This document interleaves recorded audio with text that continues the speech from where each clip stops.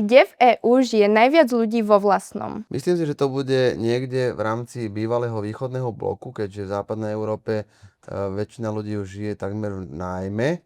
Skúsime Slovinsko? Slovensko nie je v našej tabuľke. Chorvátsko, keď mám takúto košielku? Výborne, Chorvátsko sa tam nachádza a je to konkrétne 91% ľudí. Dobre, skúsime niečo ďalšie. Na Slovensku to je veľkým trendom už roky. Áno, Slovensko sa nachádza na druhom mieste a je to konkrétne 93,1% Slovákov. Zase by som skúsil niečo ďalšie na Balkáne, možno Bulharsko, Bulharsko sa tu nenachádza. možno Rumunsko. Rumunsko sa nachádza na prvom mieste, konkrétne 94%.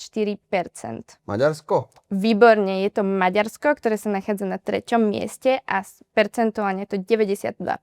A ešte nám chýba jedno. Jedno chyba. Ešte nám chýba jedno. Dám ti jednu radu, je to v Pobaltí. Litva. Výborne, je to Litva a percentuálne je to 89,7%.